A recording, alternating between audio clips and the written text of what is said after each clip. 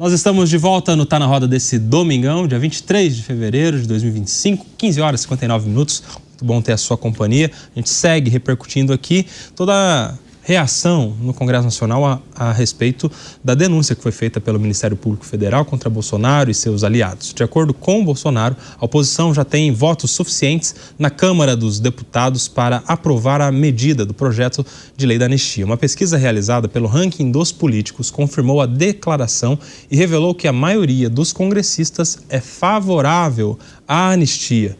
Segundo o levantamento, na Câmara, 50% dos deputados apoiam a proposta e no Senado, 46,2% dos parlamentares também são favoráveis ao perdão. E aí, minha querida professora Priscila Silveira, temos clima então para levar adiante o projeto de anistia? Com quem que tem que combinar isso aí?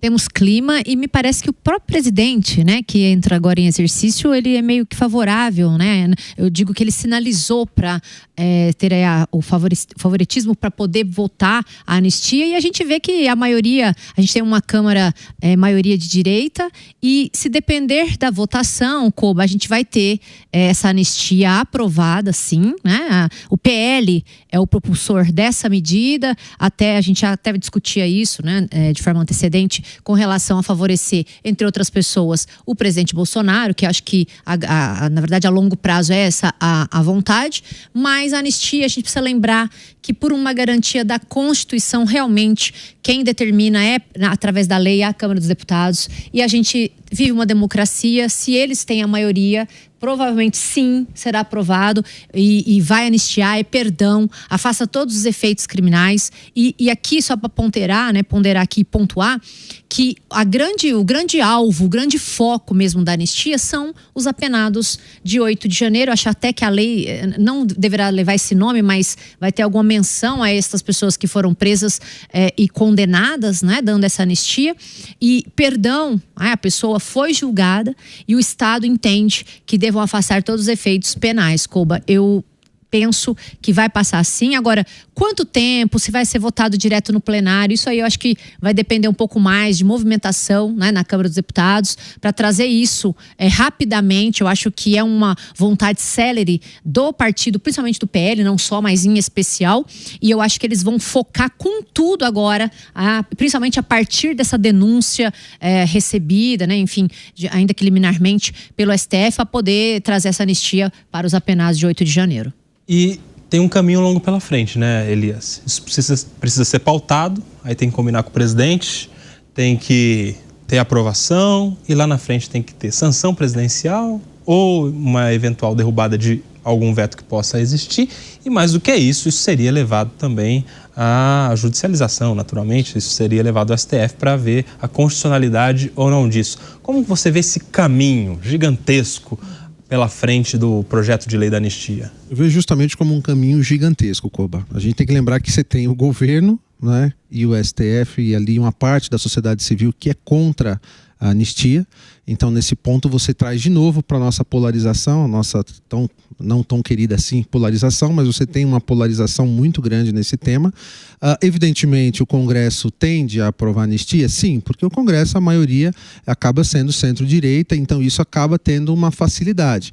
Agora, eu acho que além do caminho ser longo, você vai precisar muito, novamente falando, da questão do ambiente político. Como é que vai se dar esse ambiente político ao decorrer desses movimentos? É claro, né, que, como vem colocado, né, essa questão do indiciamento do Bolsonaro acaba criando uma situação política contrária à questão da anistia.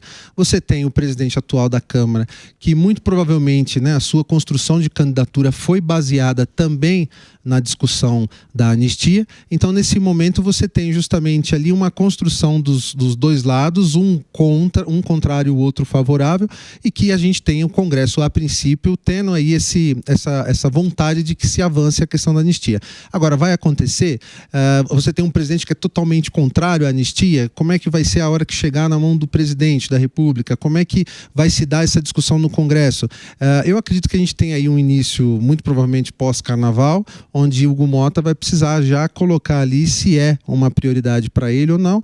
Nesse princípio, vamos dizer que 20% do start de tudo isso eu entendo que está aí na mão do presidente da Câmara, Câmara para colocar o assunto em pauta, que ele já disse ter uma certa simpatia, né? Agora tem muita coisa para acontecer. Você acha que tem clima lá para o presidente pautar isso, ô Jason?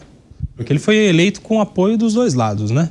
Do PT e do PL, da base governista e da oposição também. Quer dizer, concordando ou não, que eu tenho, como eu falei, desde o começo aqui, a minha percepção é de que deveria haver o correto processo penal, tá? Ao invés de a gente falar de anistia, que se faça o correto processo penal, eu já ficaria muito satisfeito.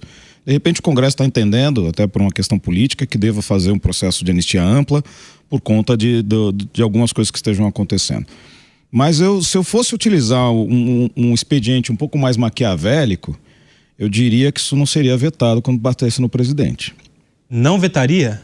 Vamos supor, passou, aprovou. Ele veta talvez mais daquilo pela resposta jurídica. Porque eu entendo que o presidente Lula, ele se sente muito mais confortável em concorrer contra o Bolsonaro. Interessa ao presidente Lula ser contra o Bolsonaro. E aí? Contra o Bolsonaro. E aí, Guilherme, você acha também? Porque lá atrás, aparentemente, foi a mesma leitura que o Bolsonaro fez, de que a ele interessava concorrer contra o Lula também. E aí? Eu acho que é cedo para fazer essa avaliação, né? São 2 anos aí para frente, não se sabe ainda nem se o próprio presidente vai ser candidato à reeleição. Ele vem dizendo que já tem idade, que tem problemas de saúde, e acho que também essa decisão vai passar muito pela popularidade, pelo momento do seu governo ali nos 6 meses que antecedem, né, o fim do mandato e a inscrição para a candidatura. De toda forma, o que para mim é muito preocupante e triste, não é? Se fala muito quando se bate na questão da segurança jurídica e se fala do empresariado, do investidor e tudo mais, esse tipo de manobra para beneficiar candidato A ou B, ou para, enfim, fazer com que as regras não valham por uma questão política, né?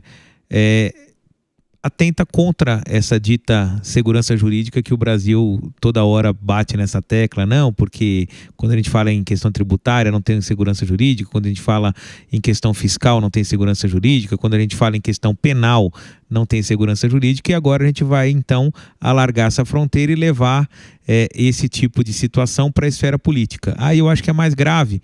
Por quê? Porque na esfera política, a partir do momento em que entra um vale tudo, então você passa a ideia de que realmente é um país que não é sério, não é? Que eventualmente quem está fora pode não estar mais, quem está participando de um processo de repente pode ser anistiado para concorrer a um tipo de cargo. Volto a dizer, não estou aqui dizendo que a lei da ficha limpa é as mil maravilhas. Ela também foi feita dentro de um contexto político bastante complicado, em que as pessoas tinham um espírito punitivista mais aflorado. Talvez seja o momento de revê-la, mas não revê-la com uma anistia simplesmente para que essa pessoa se enquadre. Talvez discutir... Mas são projetos diferentes. Não, sim, eu sei que são diferentes, mas que no fundo tem o mesmo objetivo, não é?